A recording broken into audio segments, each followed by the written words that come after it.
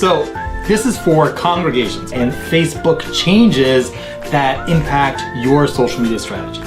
Recently, Mark Zuckerberg, founder of Facebook, announced major changes to the way Facebook is going to work. Essentially because they've admitted that Facebook was kind of broken. They're like, yes, we do that. That's right. So Facebook was getting overwhelmed by people having tons of connections, being connected to tons of people, pages, and eventually, just getting to the point where that our Facebook feeds were not filled with the kind of content that was engaging us to bring us closer together and fulfill its mission.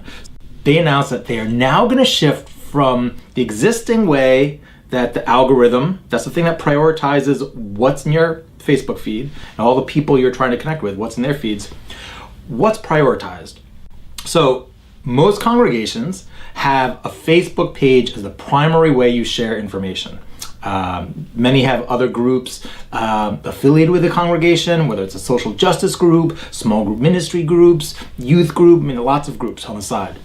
But the primary way you communicate is through a page. Well, Facebook is saying now, we are going to prioritize for the people who are looking at their newsfeed, just average human beings, not institutions, friends, content from friends, family, and content that there's lots of engagement around, especially groups. And so a strategy we need to start thinking about is moving towards having a congregational group like that represents, here is our core community. Now, don't just jump and do this. We should start having some conversations. I'm talking to nonprofits, congregations, activists, etc., and also just looking at some of the best practices across denominations. I'm constantly consuming information about how do we use media and community to advance our work in the world. Think about this, and it's worth start talking with your leadership about a need to adjust your Facebook strategy. So consider this, that we have the forward-facing page, the public page, for sharing things that we want the larger community to know about, but announcements that are targeted towards your engaged members and friends, we might want to start trying to do that through a group. And so making it so that instead of having all of your committee leaders trying to get announcements to go through the Facebook page, which often ends up with them not getting as much content out as they'd like, let those leaders start posting content to the group, this larger coffee hour-like group. It's just a primary community group, congregational group. And you can make it so that you have an administrator of the group who is approving the posts that go through, so you can moderate it. That you're putting the best invitations and announcements right there in this group so that the people who are already engaged with your congregation are engaging with it. It's really important to post content that engages people. We want pages and groups to be posting content that people are going to engage with. And that means being engaging, being a human being, not sharing boring announcements. You shouldn't share boring announcements through your page. You shouldn't share boring announcements through a group.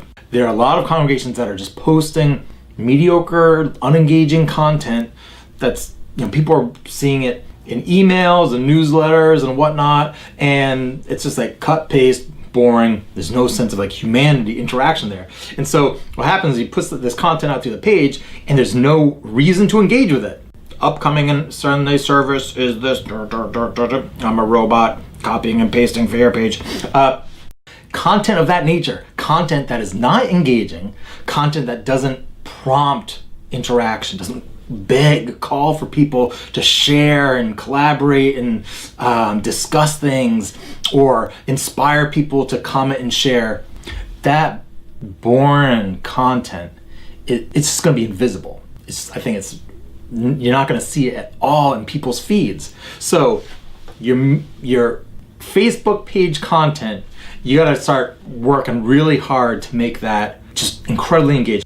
But so the algorithm is going to make boring pages invisible, boring content invisible. Groups, Facebook groups, more likely to be seen by the people you care about. And so we really need to think about, should we be creating, and I think this is what I would do if I was leading a church, I'm talking to my clients about this, create a congregational Facebook group, not like a little tiny group that's a committee or this, but one that is the super coffee hour where we're all coming together and sharing what's happening, announcements, opportunities, thank yous, and such, and making that just the most dynamic group possible. So that's the briefing. Please, if you know someone who would appreciate this, send them the link, or you can tag them in a comment and let them know about this. All right, thank you, and thank you for your work with your congregation.